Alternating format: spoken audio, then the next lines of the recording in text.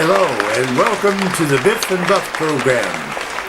I'm Biff Baggett and this is my brother Buff. And we bring you the news from New Ed Media, news from throughout the universe and every place else. Tonight we have with us Just Hallen, a writer who has just had a book published titled A Boy Growing Up During the Great Depression. Just grew up during the 1930s, during the worst times that this country ever experienced. Well, thank you for having me on your program, boys. It's very, very enjoyable to be here.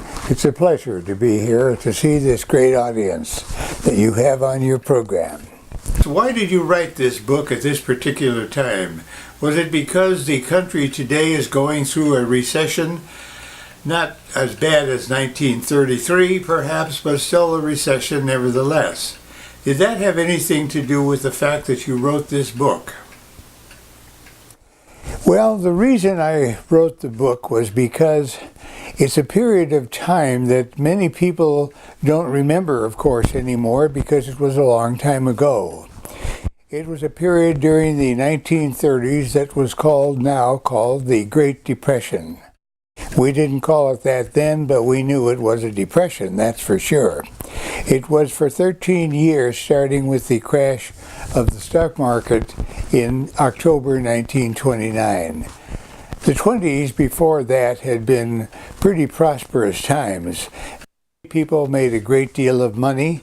Many were playing the stock market, they used to call it, and so forth, but one day it came to an end, and that became the Great Depression. This is a period of time that I lived through, and this is a period of time I wrote about in my book. A boy growing up during the Great Depression. Well, just what part of the country did you grow up in? My brothers and I had two brothers, one 3 years younger than me, Elmer, and Paul was 6 years younger than I was.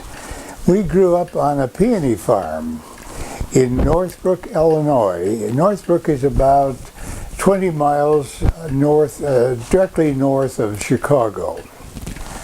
When we came to Northbrook in 1924, it had a population of less than 1,000 people. The main street, which was Shermer Avenue, was completely dirt. The sidewalks were paved with boards, with a wooden sidewalk. They weren't paved, they were wooden sidewalks. But the road itself, Shermer Avenue, was mud when it rained and dirt the rest of the time. In fact, when it rained, it became almost impassable to get down Shermer Avenue. Just how big was your hometown of Northbrook? Well, Northbrook itself was very small. There were a few businesses along Shermer Avenue, and they were all generally family-owned businesses. I went to school later in high school in Northbrook itself with many of the kids who lived in those businesses, lived on the second floor of the businesses. For instance, Freddie Wiseman's father owned a tavern, and they lived on the second floor. Next to them was a hardware store where Wally Bernhardt and his mother ran it, and they lived on the second floor too. And that was pretty much true up and down the street there. On one corner by the railroad track, there was a 3-story building that was Landwehr's department store. And you could buy almost anything you wanted at Landwehr's. They had almost everything. How about shopping, groceries for instance?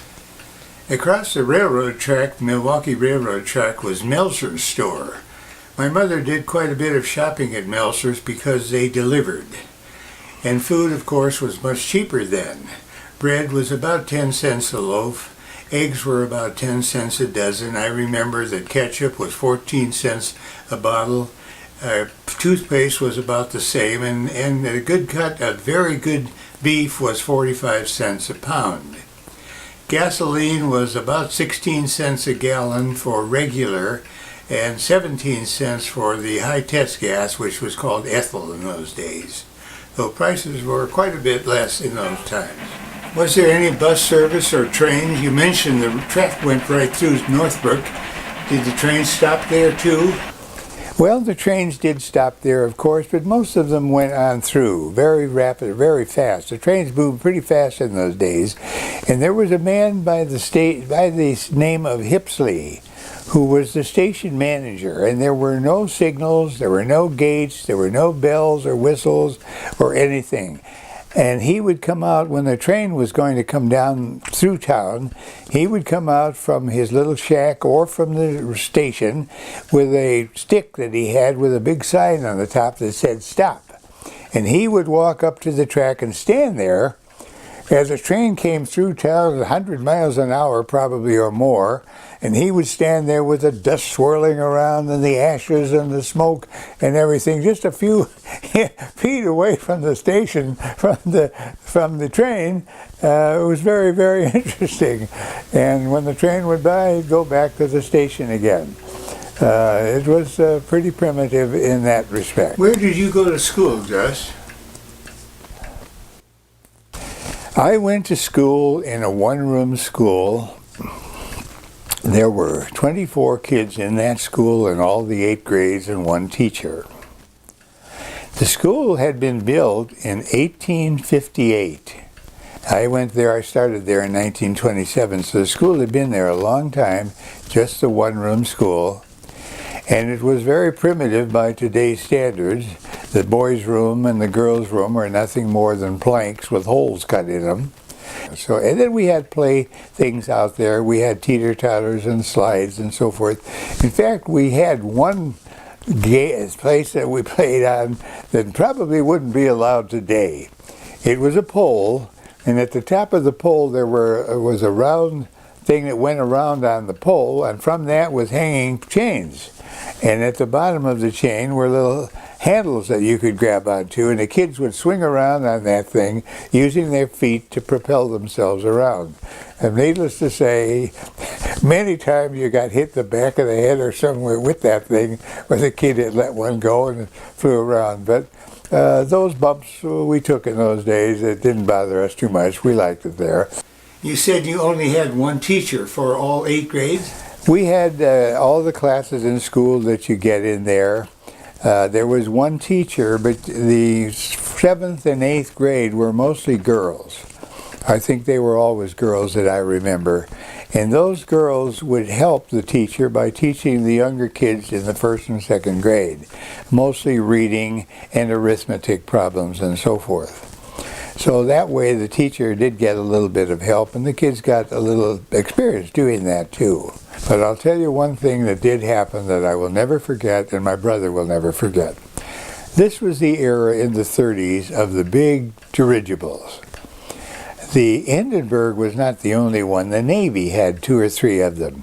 And one day in the one-room school, we looked out the window, and there across the road, the golf course hadn't been built yet. It was farmland, and harvesting had been done. And along just a few feet from the ground, slowly came this gigantic dirigible. It was silver-colored in the bright sunlight. It was just a few, in fact, the ropes were hanging down from the cabin almost onto the ground. There was no one down there. We knew they weren't going to dock. And so kids all ran out and ran. We were not allowed to run across Dundee Road from the school.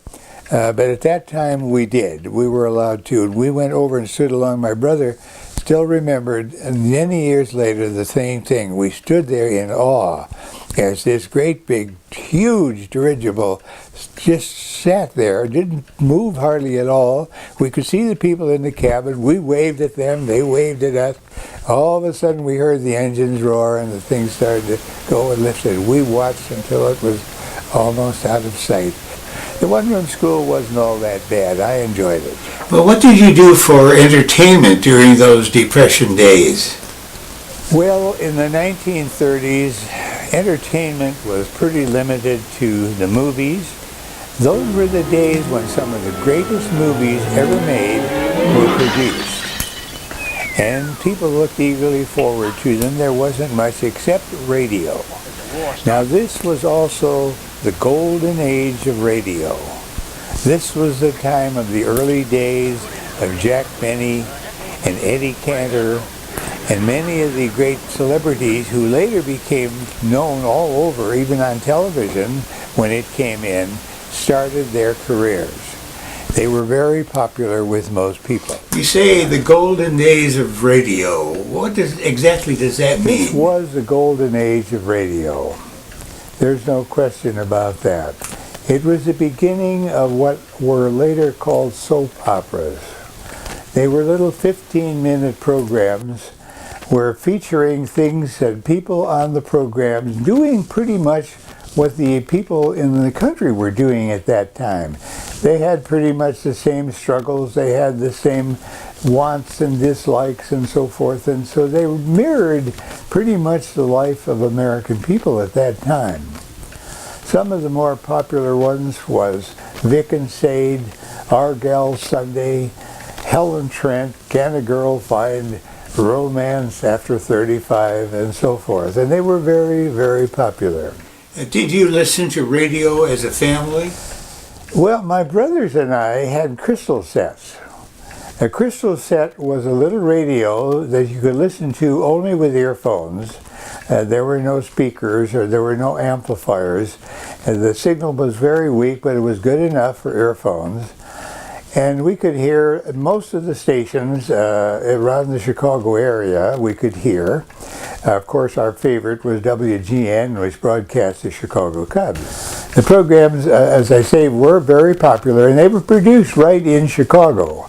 Right in the Merchandise Mart was where most of the programs originated. I all wanted to develop some program like that myself, and I spent a lot of time out in the field hoeing weeds and doing things like that, trying to work up a script. Of course, I had no way of knowing how to sell it or anything of that sort, but it gave me an idea that I would like to be. I didn't want to be a performer, but I wanted to be in that business somehow, and it turned out that's where I ended up at an advertising agency, and I guess it started there in the fields thinking about those programs. Life certainly must have been different during the 1930s, during those Depression days. People today can hardly even imagine what it was like. It was a wonderful time. I want to tell you folks, I enjoyed every minute of the 1930s. People talk about how things were tough, and they were kind of tough financially for many, many people. But we all got through it together because we all stuck together. We did. I want people to see this book and to read this book because they want them to know that life was different at one time. I'm not going to say it was better. I don't know what's better and what isn't better. No one knows that unless you live in it. But I wrote the book for that reason, and I want people to enjoy it. Thank you, boys, for inviting me on your program. I thoroughly enjoyed myself. Well, Just, you've certainly allowed us to relive those days of the Great Depression of the 1930s. Thank you for appearing on our program. You've been very, very enlightening.